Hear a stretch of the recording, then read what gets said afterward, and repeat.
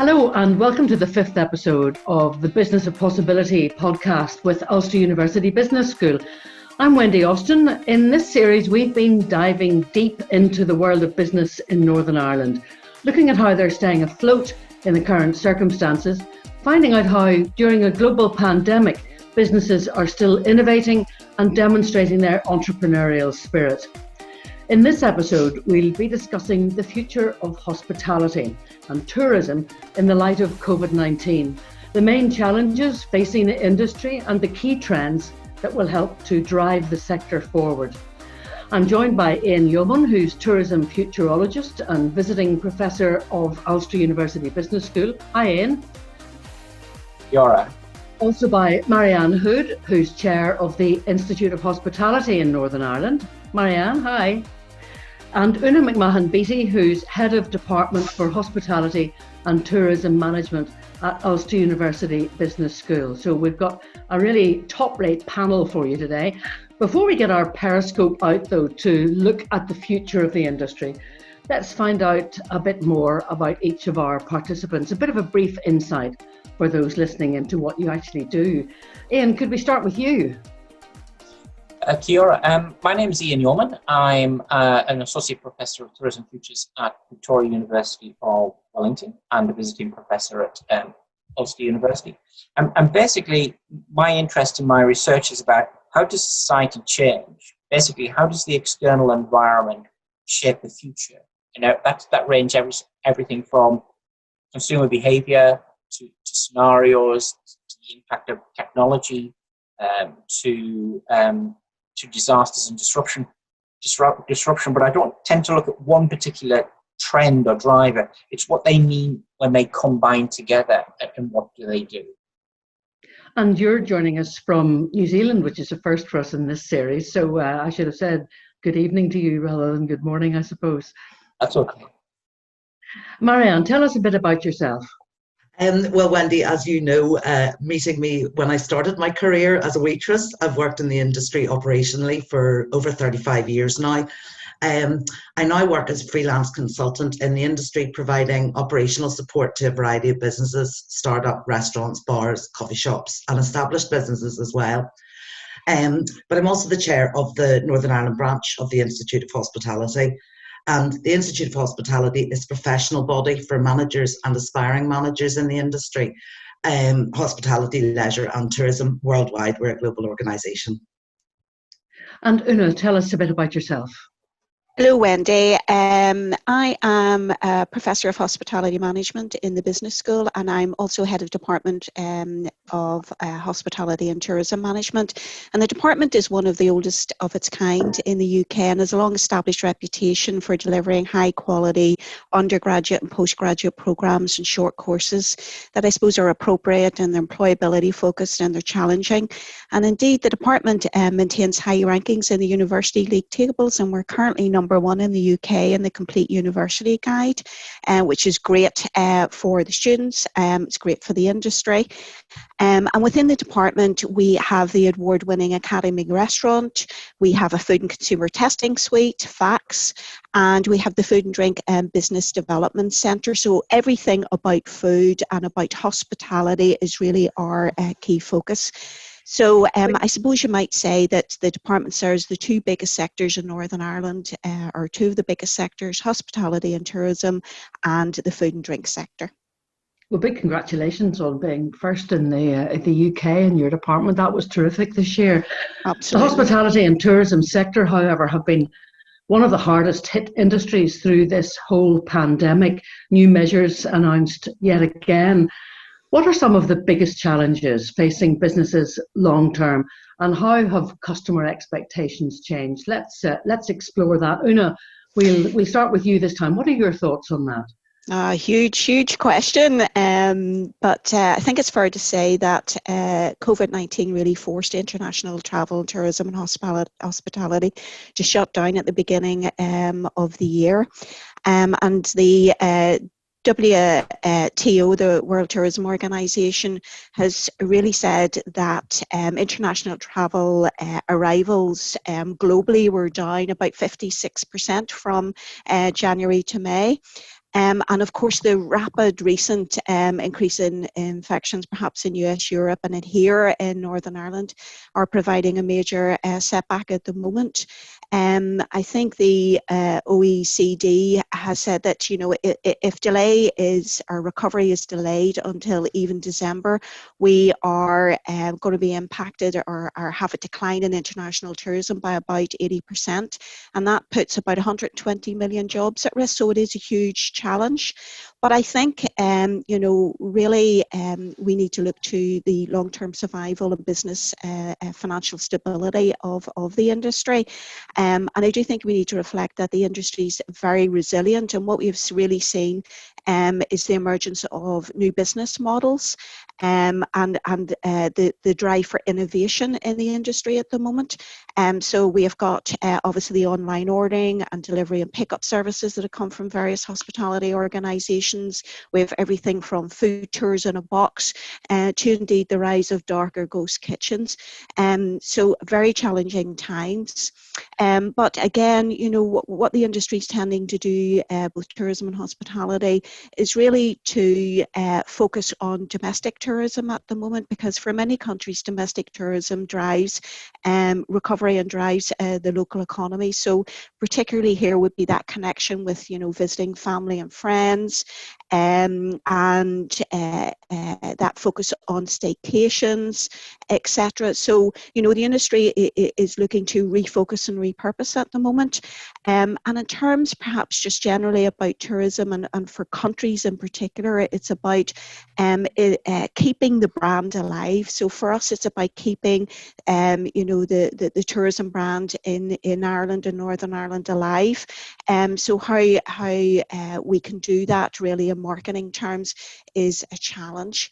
And then if we reflect really on consumer expectations moving forward, I think consumers expect hospitality organisations and tourism organisations to focus on their health and safety, to provide evidence that they are COVID safe. And we know that there's been excellent evidence in the industry that this is the case and that they are COVID safe. And that gives the consumer confidence, because we want the consumer to be confident in terms of visiting our restaurants and our hotels, etc. And I think very much moving forward as well is the whole idea that you know, we're in a situation now where we're probably looking to focus on providing the consumer with value and with deals, and the consumer will be looking for that. So impulse purchases are very much on the decline, and people are searching for bargains. Obviously, planned purchases come much more to the forefront. So lots of information searching before consumers might decide to have book that staycation or go to that restaurant, etc. So I think, you know, looking at it's very challenging times, but we do have to remember, you know, that people will travel again. People do like to socialise, and they do like to visit restaurants, etc., and hotels. And so it's a useful reminder that even in these fairly, you know, dark times across the industry, that travel and hospitality and tourism will bounce back strongly in some form or another. Yeah. Marianne, you and I've known each other for a very long time, and whenever we met first, we were in dark days at that stage too, and you know, no one knows that better than businesses here in Northern Ireland. What are your thoughts about the challenge faced at the moment, and how the sector may move forward? Yeah, I mean, it's a different kind of challenge, isn't it, that we're facing? But, you know, as Una has said, and you've touched on, you know, we're very resilient. I think that the number one challenge at the moment is the ability for operators to stay open. And, you know, support has been given by government so far, but, you know, huge concerns around business levels, cash flow. Increased operational costs, very important. Increased operational costs with regard to PPE and other associated equipment. So things like screens, they all cost huge money, putting those in to make people feel safe. Also the challenges for operators, and I speak from the hospitality point of view rather than the tourism, is the ever-changing guidance and legislation. and ensuring that that's deciphered correctly and that staff are trained and then that they're retrained as procedures change again. The end of the job retention scheme coming at the end of October and staff unemployment is a huge challenge.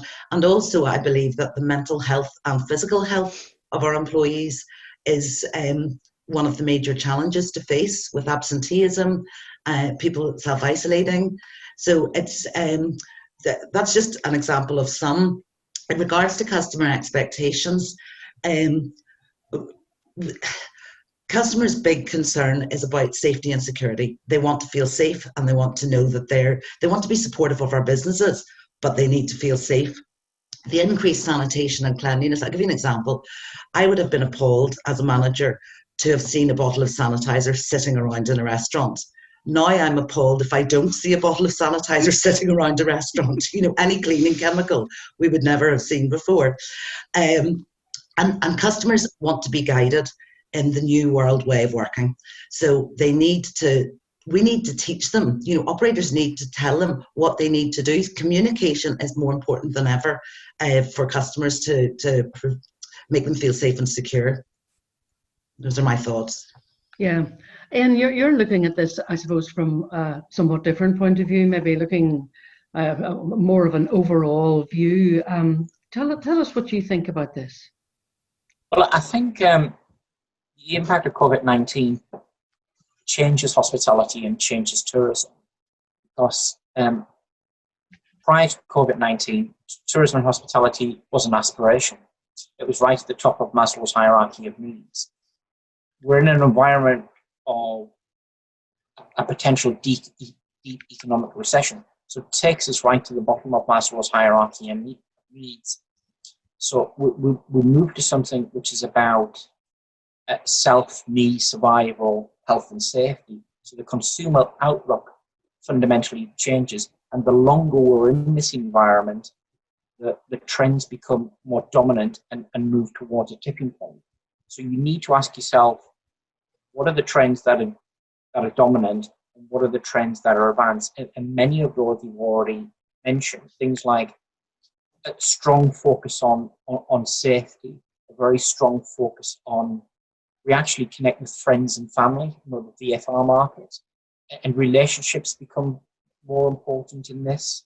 We tend to focus on simplicity and the important things in our lives in the terms of relationships. But also for companies, the focus becomes on you as a company and how you behave and what becomes important to you. So I think there's a lot of core trends that rise to the surface, which have already been mentioned by my colleagues here. So in the terms of this outlook and how it becomes more ingrained. And as we said, when you win in this scenario, it's about business survival and how do they get through? How do they get through? That's the difficulty, isn't it? You know, between being able to take that slightly the longer term view, looking at the trends and so on, as you said, and what Marianne was talking about, which is just actually bare survival. You know, can we get to the end of this month? You know, will we just have to close the doors forever? I mean, there will be businesses that don't open again, won't there, Ian? They certainly will, because you've got a situation where this is not a scenario of the future, which I usually work with. This is a scenario, something that's happening now, and it's fundamentally going to shift what that business model is and where tourism is. To a certain extent, in New Zealand, we've been very lucky. We've had very few cases of COVID-19. We've isolated ourselves. And as a consequence, we've got a strong domestic tourism market. But the international market, which represents 20% of New Zealand's exports, has completely disappeared. And there are many businesses that are very strongly reliant on those markets, because the domestic tourist is very different from the international tourist in terms of behaviour, in terms of spend, and what the role is. So very much businesses in New Zealand have had to rethink what is the proposition and what is the market. And at least we're not going through this we're not facing the challenges of second wave and third wave at the moment, which Europe and many continents are. We've been resilient with the domestic market in the shifts and changes. But without a doubt, businesses are going to change and businesses are going to disappear. At the moment, government intervention that's keeping many businesses and restaurants just open, or the ability to pay their wages. The ways in which we would traditionally have interacted with hotels and restaurants and tourist attractions, event venues, they're all changing. When you've all been talking about how people really, their top priority is to feel safe, and that is definitely the case. I think I can say personally, whenever you're out, that's at the forefront of your mind. So many businesses are now opting for digital solutions to help to facilitate that relationship. QR codes, that kind of thing.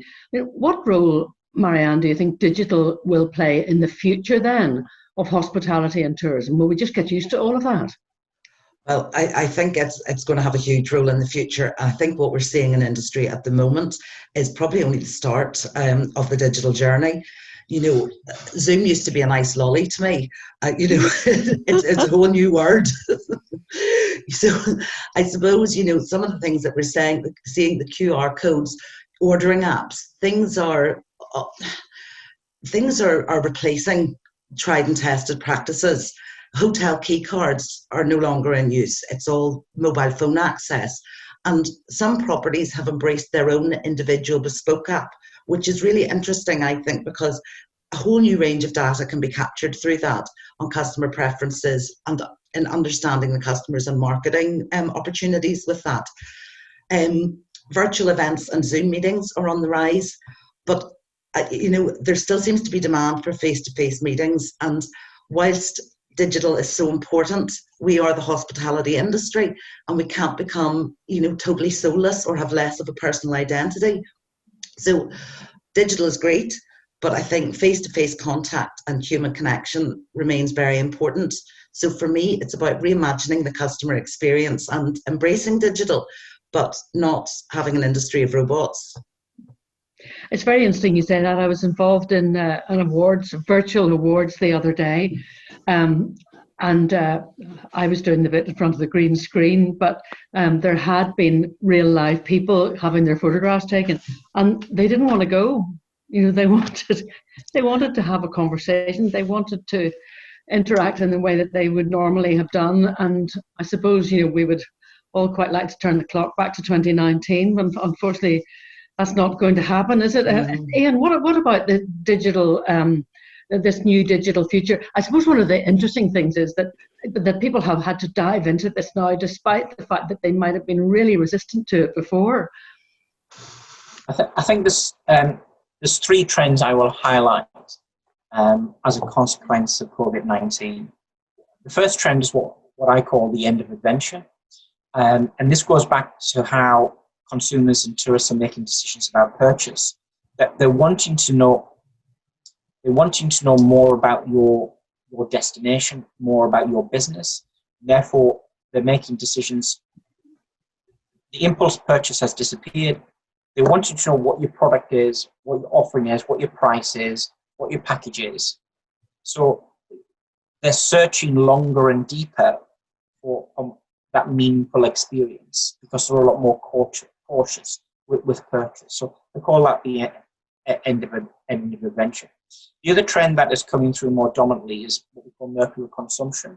This is that consumer, because there's a fear, we've got less confidence, there's an economic recession ahead, and therefore people are saying it's all about price comparison, it's looking for the deal, so that becomes a lot more prominent. And another trend is the rise of automation. Because of issues around hygiene or labour costs, we've got more automated decisions, and the role of automation in the delivery of the product becomes a lot more important, and we see it happen because of issues of hygiene and issues of cost. So those are things that have changed as a consequence of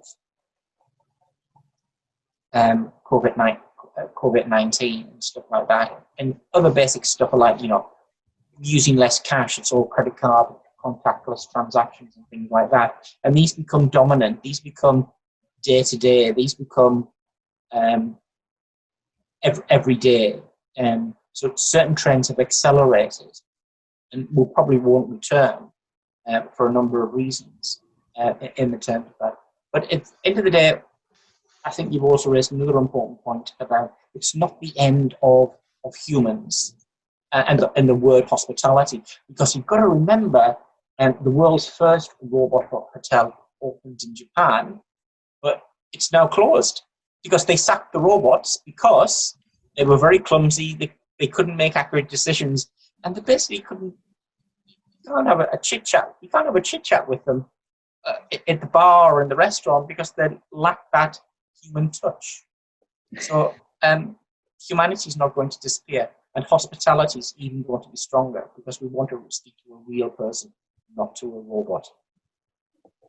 Una, what role do you see digital playing now in the future of hospitality and tourism? I certainly agree with Ian. There's a real I think the current situation has accelerated that move towards digital. But we'd already seen moves towards digital in travel and tourism beforehand. So, the use of chatbots to make reservations, tracking mobility patterns to manage visitor flows, which I think will become much more important. Use of artificial intelligence, the use of the Internet of Things, so, hyper-personalized rooms, ventilation, or to manage ventilation and heating and lighting in rooms, and that done by the guest. And we have seen kind of service-orientated robotic service delivery, I suppose we would call it, and we have seen developments like hotel robot butlers, and we've seen robot luggage porters, and all of that is interesting developments. But I do think that Marianne and Ian are correct. We do need to reimagine the customer experience, but we can't lose the personal element within that. And I think that's very distinctive in our industry. And I do think that whole move towards reflecting on what's important about relationships, etc., that we've seen in this period makes hospitality and tourism even more special because it focuses on the personal. But that isn't to say that digital can't help and can't assist and can't, I suppose, reassure customers that things are safe and secure when they're with us. Sustainability in the industry has been an important factor for many years, but I think it's safe to say that the pandemic has accelerated that. Tourists are increasingly valuing sustainable solutions. It's one of the things, you're talking about what's important, that's one of the things that's important to them now. What are your thoughts on this, and will this shift take on a more permanent nature? I think the shift towards sustainability is a permanent shift. The disruptive effect of COVID-19 has slightly changed that, but all household surveys about what is important to you and what are the values and roles to you, sustainability and climate change is, prior to COVID-19, was probably top of the agenda, but it's still number 2 or number 3. Economics has probably overtaken it, but if you still ask customers, what are the 3 top things you're thinking about and what you're doing? Sustainability, climate change is coming in at number 2, 3. So that's a signal of it's something that's ingrained. It's a permanent feature. And as a consequence of that, what is happening? Many destinations are going through this process of reimagination. What do they want to look like beyond COVID-19? How do they want to be? How do they want to reimagine? How do they want to be reborn? Right at the core of that is the value of community, sustainability, in the terms of these traits, because people are wanting a better society. And we're also, at the moment in COVID-19, one of the things that's come out, we're very concerned about community and thinking about other people. In New Zealand, for example, Prime Minister Jacinda Ardern talks about kindness, look out for others. And that's coming out across a lot of communities in the hospitality sector. So community sustainability is a permanent feature. It's ingrained. It's not going to disappear. I suppose in some ways, Marianne, we've become ever more aware of our own surroundings, really, in the last kind of 6 to 8 months. And, if we have managed to escape from within our four walls or within our house and garden or, our flat and balcony or whatever, we're all the more appreciative of it, perhaps. So going forward, that sustainability will stay fairly well up the list. Yes, absolutely. And just picking up with what Ian was saying about community, when I was thinking about sustainability, I mean, obviously, green issues have definitely moved down the agenda. They've become far less important as safety and security has taken over. We're all witnessing an increase in single-use plastic, be it through disposable cutlery, napkins, chemical usage just shot through the roof. But looking at future-proofing the business, I was thinking around the fact the pandemic shook the world's supply chains, and some of our larger suppliers were unable to provide, food products. So one of the things I think will be important is to review supplier agreements and re-engineer menus. So looking at how suppliers responded during the crisis, were there any issues that needed addressed, going forward? With that vulnerability to global sourcing, identify what those items are, removed from the menu, and source locally produced alternatives. We've always banged on that local is best, and now we're really seeing it. We need to challenge chefs to be innovative, make local seasonal foods the cornerstone of the menus, and to reduce wastage and ensure customer satisfaction. And I think by supporting local as well, that's really embracing that community spirit. Also, in regards to sustainability, the flip side with the digital is the reduction of printed materials. So as things become more digitized, that's going to have a profound effect on us. It also gives operators flexibility to change things at very short notice.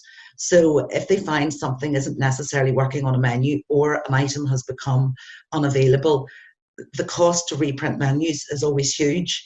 So the fact that with a digital option, that can be done at a computer and immediately be changed, as we go through the pandemic and we don't really know what restrictions, Christmas menus, for example, I mean, I'm not sure whether the large office party, well, I'm fairly sure the large office party is not going to take place, but, they need to continue to grow and move forward and plan, but then have a plan B. And sometimes with that digital use and the removal of printed, they can save costs in that way. I don't know if that made sense. Yes, it absolutely does, yeah. And it does add that huge degree of flexibility. What's your view on this? I certainly agree with Marianne, that really the consumer's need for things like prepackaged food and the use of disposable gloves, chemicals, etc., are much higher on the checklist right now for consumers. But equally, we can't forget about the negative impact of things like single-use plastics, because that's still very real. But I do think, and I agree with Ian, that moving forward, there is a refocus on sustainability, and that sustainability is not only green sustainability or environmental sustainability, it's also about financial and social cultural sustainability. And I think green growth still sits very well with the consumer. And if we reflect back on what's happening sort of in tourism, or what happening, there was that whole drive towards sustainability beforehand in tourism with the UNWTO 17's Sustainable Development Goals, or SDGs, and they were that focus was very much on achieving sustainable development for all. So much of what Marianne's saying and what Ian's saying, is that focusing on things like, good health and well-being, sustainable cities and communities, responsible consumption, and production, and indeed climate action. So I think all of that, it's, we have a bit of a reprioritising to do, but I think there is still a general trend towards sort of that green, more sustainable future for the industry. And indeed, when you reflect on it, I think the challenge for destinations will be very much in re-educating communities that the tourist isn't actually a threat coming into our destinations. And I think that has to do with how we will market our destinations, how we will market Northern Ireland or New Zealand as a destination moving forward. Speaking of trends, as you mentioned there, what new trends do you think will shape the sector post-COVID-19? Wow, big question, Wendy. I think things that we know are happening very much so is that, business travel will remain low for the medium term, certainly. Marianne talked earlier about online meetings becoming very much the norm. We know that businesses and corporate advisories, are right, most large companies negating the need to travel still. Things like which we might think about, group travel and school trips have shrunk drastically and will continue to be low. And we know that leisure travel, certainly international leisure travel will dwindle for quite some time. With all that uncertainty with shut borders or borders that are opening and then shutting, decreased flights, job losses and recessionary economy and all those things that are around at the moment. We do know that air travel is likely to be more expensive, as will travel insurance be more expensive. And airports, for me, it's great because airports might be less crowded, but your length of time in the airport may be very much longer because of health checks, etc., that are needed as we travel across the world. I would think perhaps that for a while, certainly luxury hotels might become cheaper as demand becomes a bit more sluggish again, or continues to be sluggish. We do need to think of that, I suppose, trend earlier that we talked about, about families, etc., are likely to be taking domestic road trips, if we want to call it that, long weekends and shorter vacations.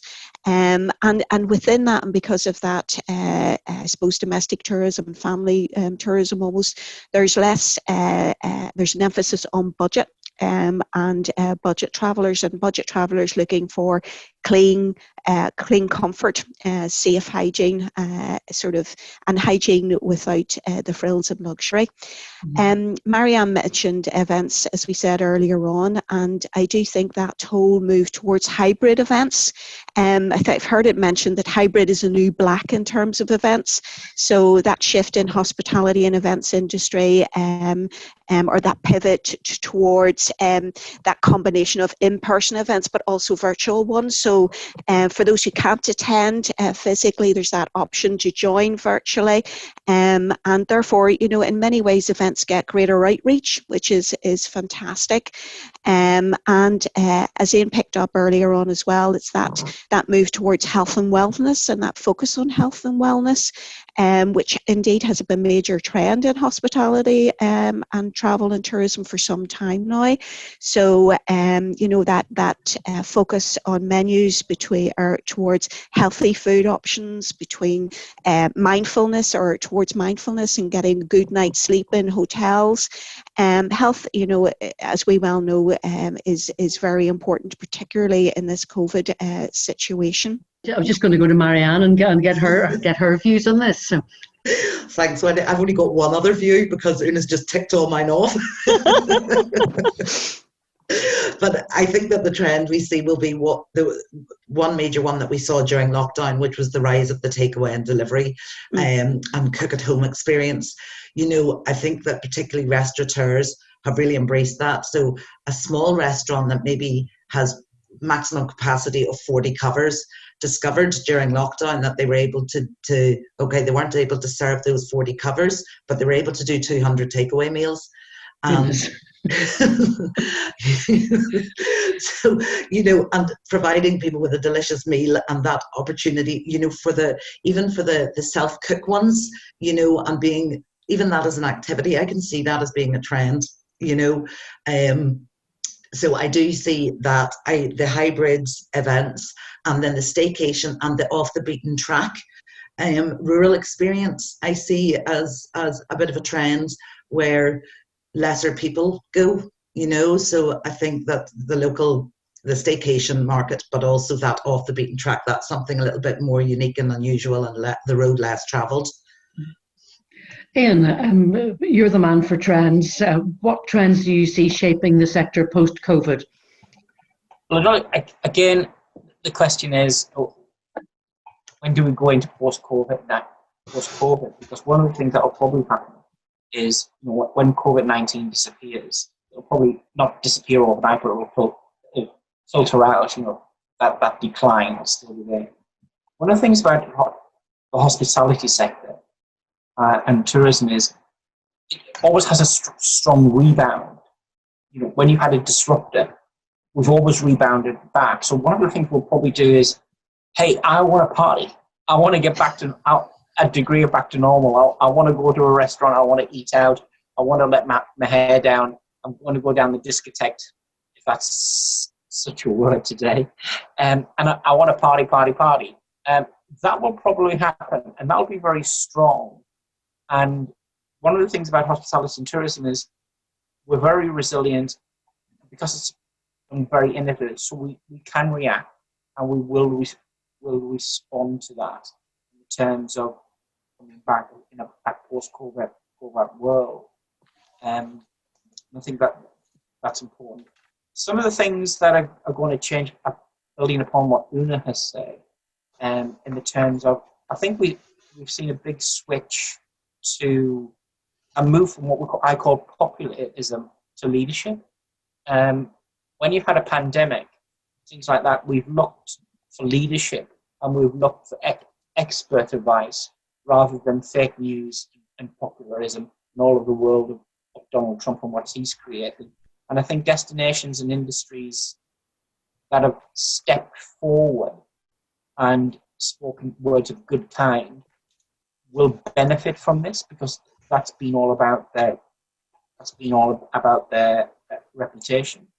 And some of the other things that are coming out are a lot of companies and destinations are being very proactive in terms of activism, human rights, doing the right thing in society. And again, it's putting that forward. But the key question is, how long will COVID-19 go on for? How do we come out of COVID-19 in terms of scenarios, and also how COVID-19 will change us economically, because economics is the fundamentals of human behaviour and wealth, and basically hospitality and tourism depends upon levels of disposable income. So they're the big questions. One final question to all of you, I suppose. If we're looking ahead for businesses that are trying to plan, for professionals that are trying to plan for their lives too, what are, just briefly, 2 or 3 the most valuable measures that you feel they can take now to adapt and evolve for meeting future needs? Marianne. Okay, innovation is key. I think every business needs to ask the question, what is their business model going forward? And they need to find new ways to do things. To me, a fresh review of staff skills is one of, if not the most important measure. We've seen so much multi-skilling throughout this whole pandemic. We're now seeing things like hotel managers who are cleaning bathrooms and checking in guests and preparing room service trays and, et cetera, et cetera. And a multi-skilled employee is a more valuable commodity at the moment. But also there's a lot of repurposing of outdoor furniture and creation of outdoor space. And I predict that that's going to continue, and that's, it's really going to be about innovation. But the key for all hospitality organisations, as I see it, is how do they strike the right balance between digital technology and the desire for human interaction in service? That's it. Very good advice. Ian, what about you? What are your 2 or 3 top tips, I suppose we could say? I think if you're a business or an operator, I think the key message is, I think you're building and preparing for resilience and adaptability. And that's a very broad concept, because looking to the future at the moment, I don't think anybody can say what is the future going to be. It's a multitude of things. So one needs to understand resilience and adaptability and innovation, because the situation is so fluid at the moment in terms of where we will be and how we will emerge post-COVID-19. Una, what about you? Totally agree with Marianne and with Ian. I think it's all about innovation and flexibility, which is easier said than done, and I know that, but I think we've seen some super examples so far, and I think we will see more new business models develop as we move forward. I think collaboration and more collaboration in the industry is key.